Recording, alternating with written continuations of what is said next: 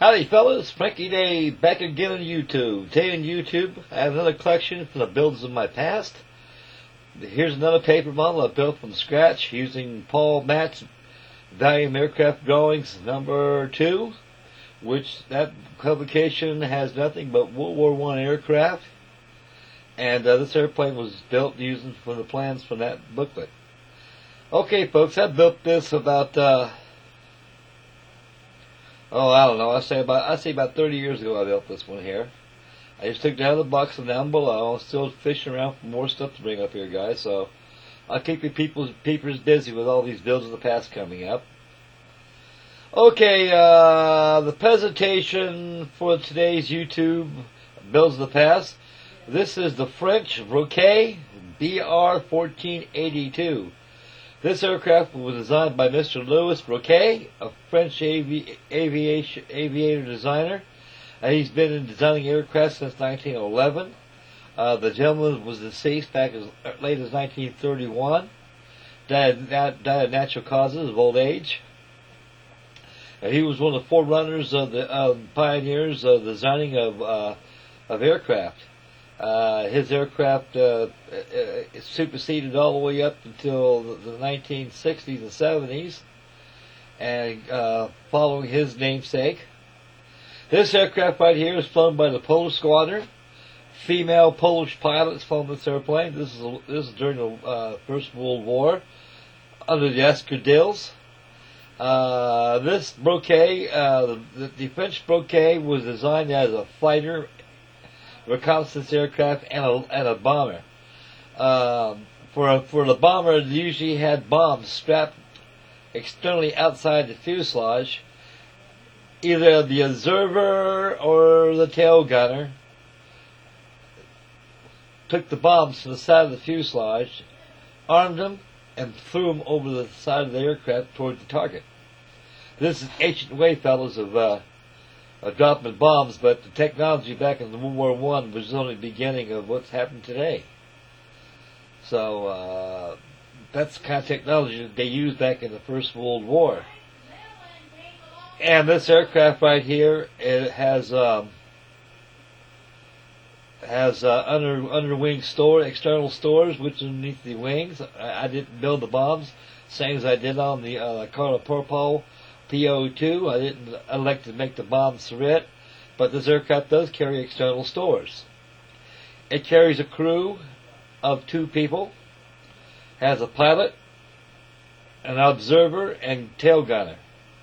Now the windows on the side of the fuselage right there, on the rear back there, where the tail gunner's tub is located at, folks, that right there is where the observer sat at and took reconnaissance pictures and everything. And it was just a feature incorporated on the Brequet. The Brequet is a big airplane with a wingspan of 47 feet and 8 inches long, powered by some Hansa water-cooled 12-cylinder engine, and giving an airspeed of 92 miles an hour, which is very slow. But back in those days, it was fast, real fast. You can see the Polish insignias on top of the wings, and also on the tail fin. It looks like a tail fin is a little cockeyed a little bit. It's been in the box too long, so being paper, I can straighten that out in a heartbeat. So I took note of that by looking at the plane itself. I should have straightened out that tail before I made the movie of this, but I'll straighten it out as I flipped over on the top side so you can see the bottom view. Okay, this aircraft's made entirely out of paper. I used vanilla cardstock, and the cardstock was prepared by using aerogloss dope, nitrite glue dope, and when the dope it seals through the pores of the paper. That way when you paint, it don't bleed through the paper. So actually, folks, when I use sealer on paper like that, either use Krylon Clear or you can use aerogloss dope. Now, this airplane was used aerogloss dope. Back at the time, Krylon wasn't in business at the time. As you see, that rudder's crooked a little bit, folks. I know they're crooked. I can straighten it out right there as I point at it. And it won't take long. And there's the horizontal stabilizer. You can see the Polish markings on the tail. As we go up, you can see the twin Lewis guns on there, in the observer window right there. And the pilot cockpit is completely detailed with seat belts, same as that as on the rear compartment where the two twin lift guns that we observe sits at. There's the Polish markings on the wings. The ailerons are functional.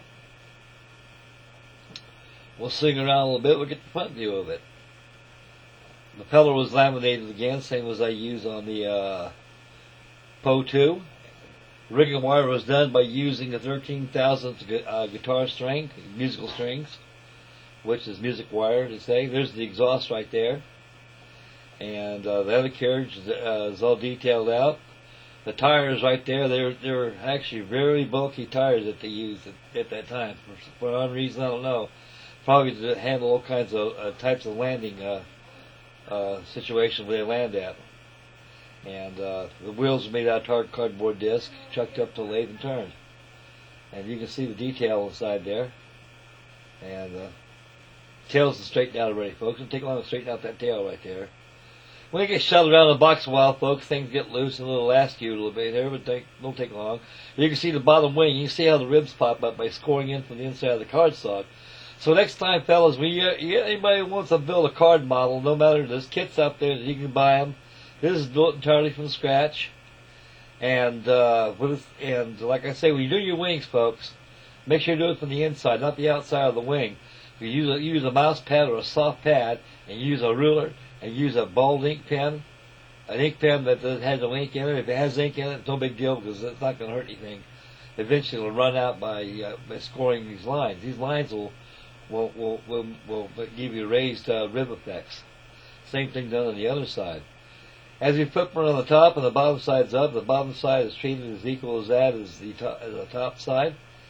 And this section right here, that fairing right there, that's where the stores fit at, fellas. There's the Polish markings right there. And it's French Brequet, no mistake about it. That's one of my favorite aircraft. The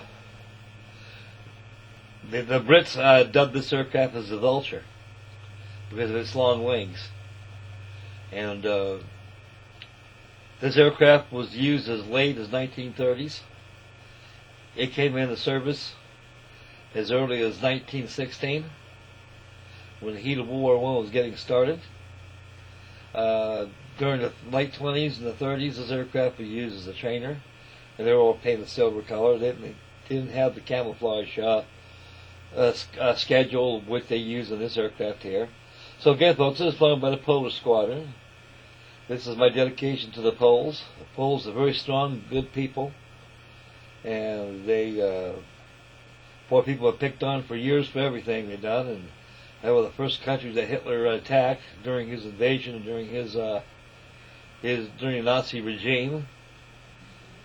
The French are very proud of their little Brequet, and this is a beautiful airplane, as you can see. It's made out of nothing out of paper. That thing it probably weighs about as much as that as a pack of cigarettes. Not very much.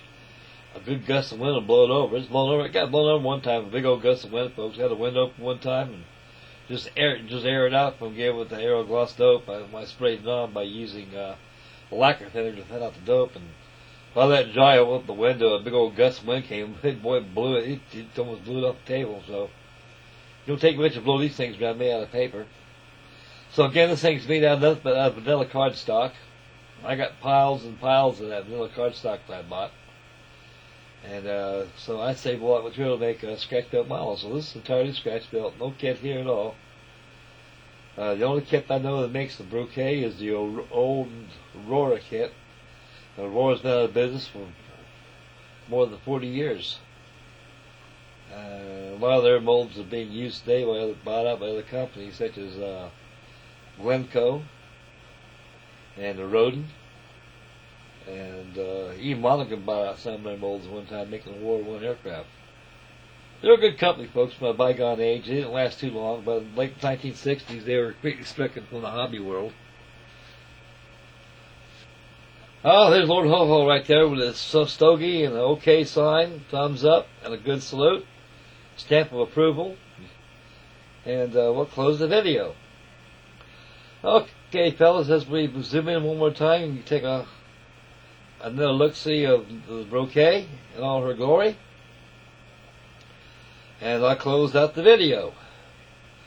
Okay, folks, before I close, please stay tuned for Speedy's 197's 1960 prop-driven and jet aircraft. I entered an F-4C Phantom in the Vietnam Colors schedule. I'll have a video of that right after this one. And so be sure, folks, to stick around and get involved on the two great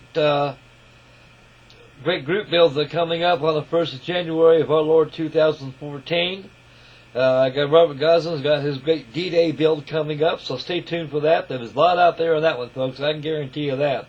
There's going to be a lot of models headed that way.